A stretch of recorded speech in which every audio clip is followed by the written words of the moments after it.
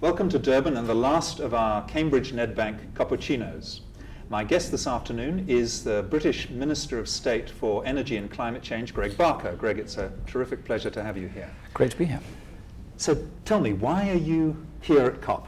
Well, I'm here supporting the Secretary of State in leading the British negotiations in the Conference of Party climate change negotiations.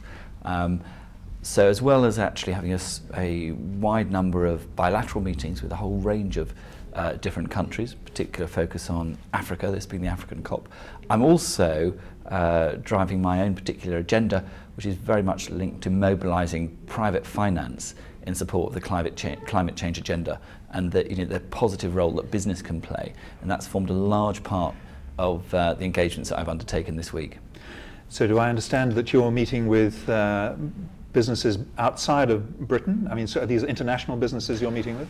Well, mostly business organisations, British businesses that are here, but also business organisations. So everything from the OECD to the World Bank, to the World Business Council for Sustainability, a whole range of different institutions, but also speaking up on behalf of the British financial services companies from across the City of London and beyond, who form part of the group that I've convened in London, the Capital Markets Climate Initiative, which has a potential global role in galvanising private sector finance in pursuit of the climate agenda, really putting the flesh on the bones of some of the high-level macro analysis that's been done by the high-level group on finance. And what sort of reception have you been having in those meetings? Well, I've been really encouraged, and I think there's been a real progress since Cancun in the willingness of developing countries to think creatively about the role of private sector finance. My first UN conference was shortly after the coalition was formed in May in Oslo, and we were still very much then in this sort of the morning after the night before mode from Copenhagen. And one of the few positive things to come out of Copenhagen was a commitment from the developing countries to mobilise $100 billion a year by 2020 into climate action in developing countries. But I immediately welcomed that, but started asking the very basic questions. And having a finance background myself, was slightly more curious as to who are the banks and institutions that would actually be lending this money, or the funds that would be investing, or the investment banks that would be creating the products, or the markets that would be raising the capital.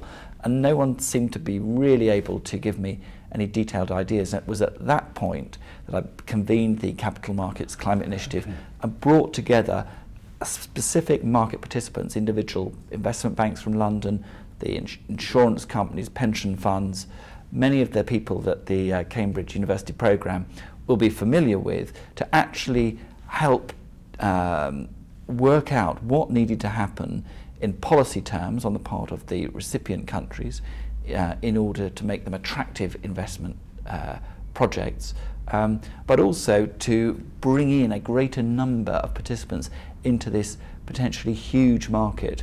And of course there's a huge potential win there for London as the emerging global leader in green investment and finance.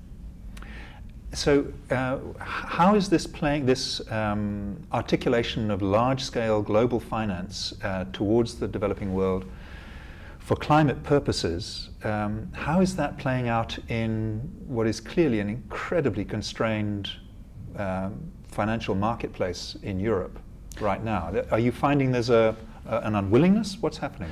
Well, I think it's really interesting, and we're at an extraordinary point in the financial history of modern capital markets. I think there are some profound questions now being asked about the very nature of risk and the very nature of long-term returns and where they're going to come from, given the crisis in the Eurozone, given the forecasts for growth or lack of growth in developed economies in the short to medium term. And I think the re-evaluation of the long-term potential of new developing markets. Now, we're obviously familiar with large fund flows towards the likes of China and the Asian tigers, but I think increasingly we want to see that group of countries that receives this private sector interest widen out to India, obviously, but also to sub-Saharan Africa.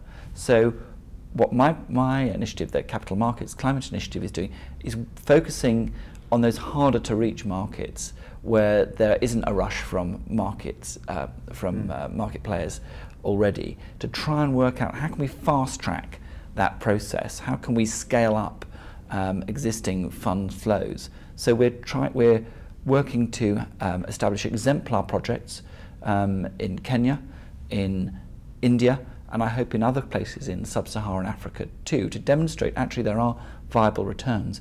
Also, to demonstrate that when politicians like me talk about private sector finance, we're not trying to dodge our commitments for public sector funding. There will always be a substantial need for public sector funding, but to make clear that when we talk about private sector, there's genuine additionality, and that it is just as relevant to emerging economies as it is to the developed.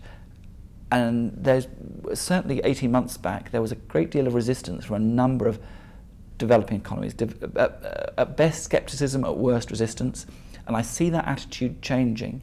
And that's something I think that's been very noticeable here at Durban, has been the real progress we've made on this agenda since last year, and even in the last few months.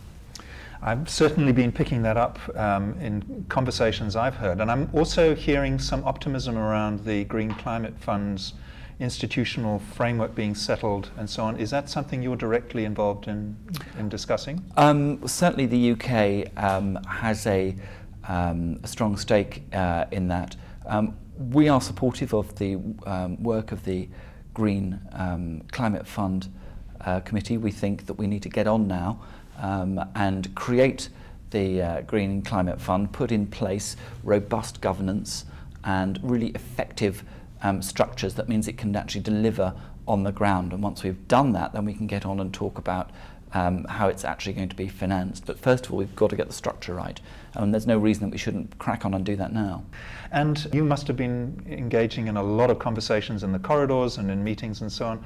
Is there something that stands out for you as having been particularly surprisingly positive coming out of these conversations, other than what you've already said? Well, the negative things, I mean, I hope that I will be proved wrong. I'm disappointed at the willingness of many countries still to push back against an ambitious global comprehensive treaty. We need to get beyond KP2 to a comprehensive treaty. Ultimately, that's what this process is all about, and we need to constantly remind ourselves that's what the science is dictating that we need. But the positive thing, I think, really has been this increased interest and willingness and almost enthusiasm for private sector finance from some quite surprising quarters, as well as recognising the commitment of the UK to our public funding. £2.9 billion committed by the UK to our International Climate Fund. Minister Greg Barker, it's been a real pleasure to have you on the COPpuccino. All the best in the next days of the final days of the COP. Thank you. Pleasure.